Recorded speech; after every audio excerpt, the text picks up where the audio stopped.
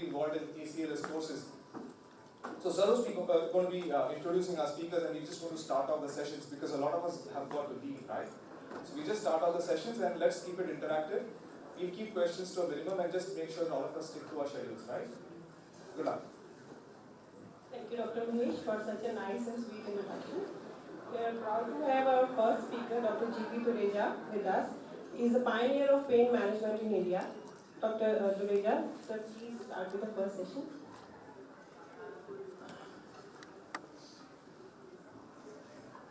Thank you very much. When I got this topic, I was a little confused. Mistakes and successes. Every day you make mistakes. Successes, I don't know. A lot of people saying, yes, I got to reach. It's a big success. Yes, you learn a lot from your mistakes and successes. The first thing which, when I joined anesthesia, 7980, my dearest friend told me that this is the biggest mistake we have done. I said, okay, I'll try to make this a success. This is success. And I tried my best. There was nothing like pain medicine that time. I was the first postgraduate in the country to have a thesis topic on pain. So this is making success out of your mistakes. So, and after that, of course, there were other new things. So that they have never said that you committed a mistake now because they are surgeon and neurosurgeon, but I am much about that. So this is how you make success out of mistake, which everybody says. And there are so many things which in 20 minutes I can't recount all the things which have been done in the last 35 years, long journey. And I will just take you through my last 35 years. And it's my first anesthesia postgraduate to have a thesis. When it was submitted, the protocol was submitted to Delhi University. They said that you are an anesthetist, you are going to become an anesthetist. What is this pain? We don't know anything about pain. And to struggle hard, but to my luck, they agreed. The registrar and the academic section agreed that pain is a part of anesthesia. There were no topics on critical care also till that time. AIIMS, when I went in 1985, there was no pain clinic in the premier institution. There was a part-time work being done by Dr. Sani, but no pain clinic. So I thought good opportunity because I went from a hospital which was just across the road, Safdarjung Hospital, where there was a pain clinic from 1964. 2 years after Bonica started pain clinic in US, Dr. B.L. Bhattacharya started a pain clinic in Safdarjung Hospital. So I was, since I had done a thesis, I thought, all in truth, yes, I was tempted to be started. Lot of problems starting a pain clinic in a hospital where your own people don't like you and you become more popular.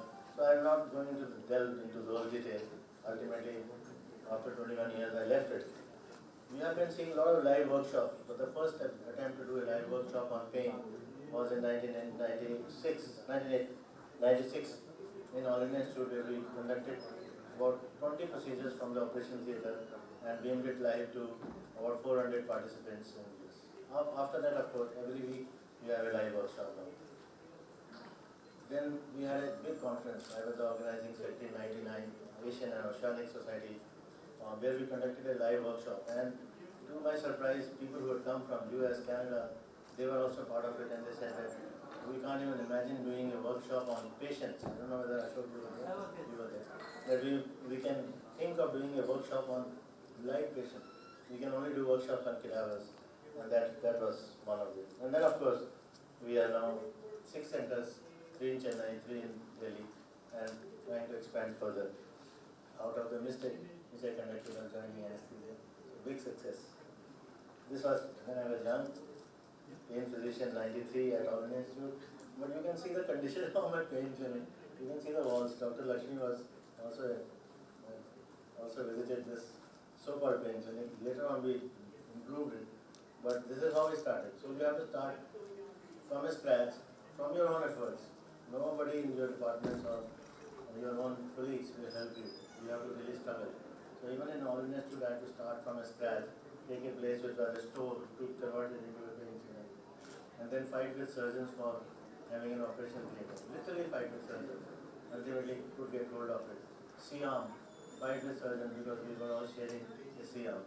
So lots of struggle, and just want to inspire you that in spite of the struggle, you must continue. The effort should be to continue, and you will always succeed.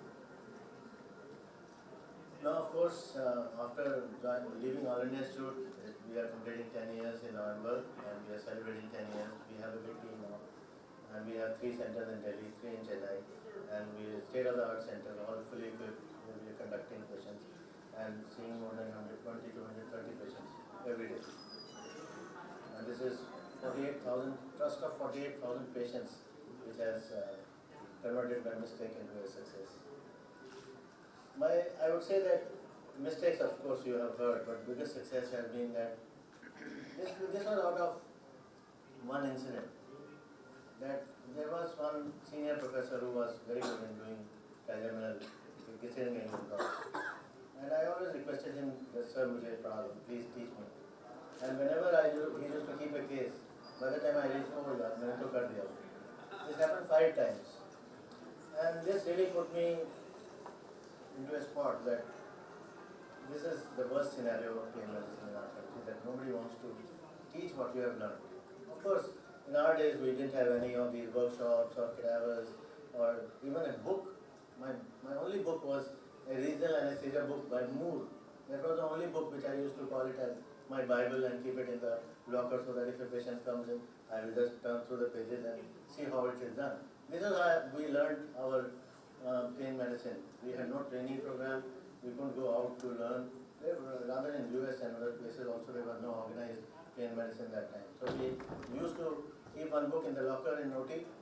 Downstairs was the pain clinic, and if a patient comes for a ileum anal, I go up, read the book, come down, and just remember that 2 centimeters from the pubic tubercle I have to go there and do the obstetric down.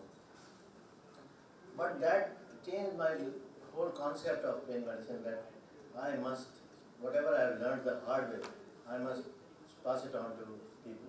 So after the 99 workshop, we started I could not start a formal training program in our institute, but informal, where a lot of people came in to visit us for 2 weeks, 3 weeks, 1 month.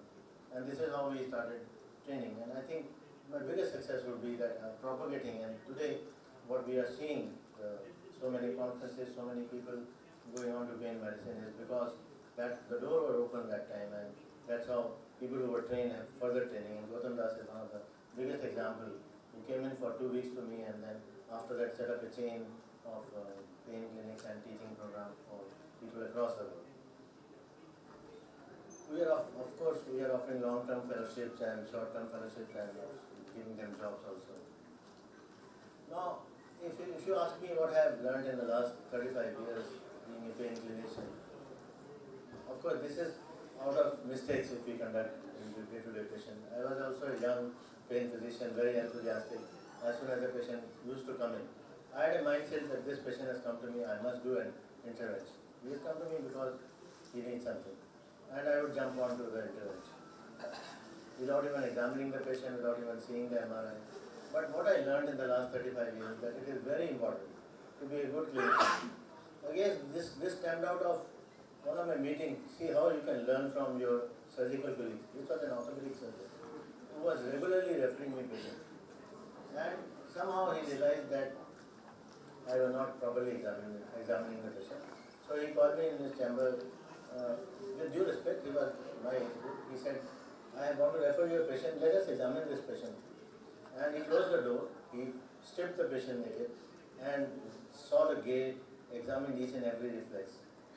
And then I realized that this fellow is going to teach me something other than he has called me to refer a patient. And that was the lesson which I learned from the big orthopedic surgeon. I always say that you have to be a good clinician first.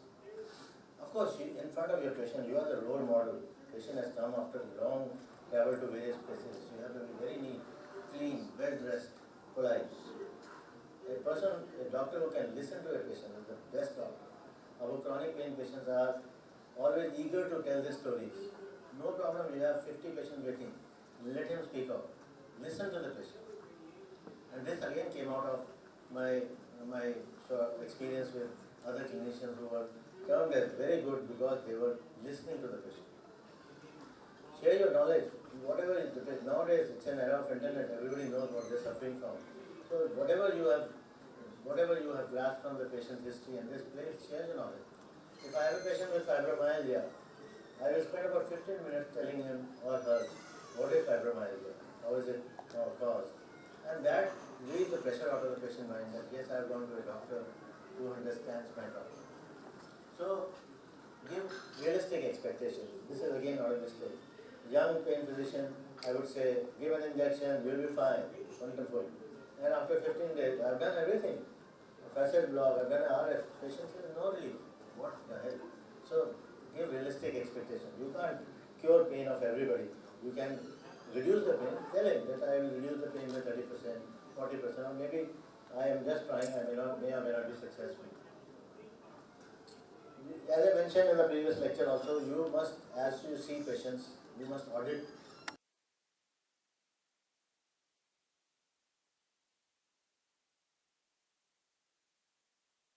evidence-based data. Don't blindly follow the American or the UK-based data on pain because our patients behave differently. So generate your data out of the audits which you conduct and then use that for further patients who are coming to you. So you have to modify your patients based on your data and do not base your practice on anecdotal reports. There are lots of anecdotal reports which come in that I have treated this patient with this and that and this. Please do not base your practice on that. Always based on either your evidence-based data or generated in this. So this is what I was saying, that be a good clinician first. Do not be biased. As soon as a patient enters, the mistake of looking at the MRI first before seeing the patient. Don't do that. Be a good doctor first, be a good clinician, take a good history and use your knowledge and experience to find out the pain genetic system. As I mentioned in the previous, that healing begins with the history. So spend a lot of time with this. And this is photograph I have shown that this is how patients should be examined. Upper extremity, lower extremity. Please expose the patient. You may miss out a lot of things if you haven't exposed the patient.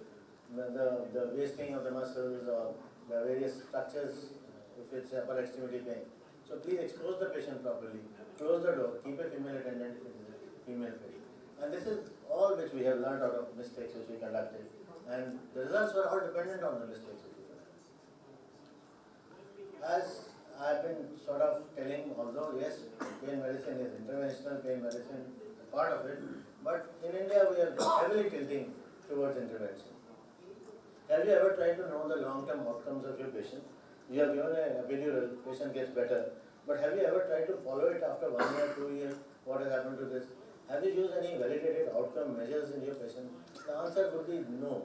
You have to use them. Over the years, when you have a practice of about 100 to 200 patients coming every day, you have to use a validated outcome measure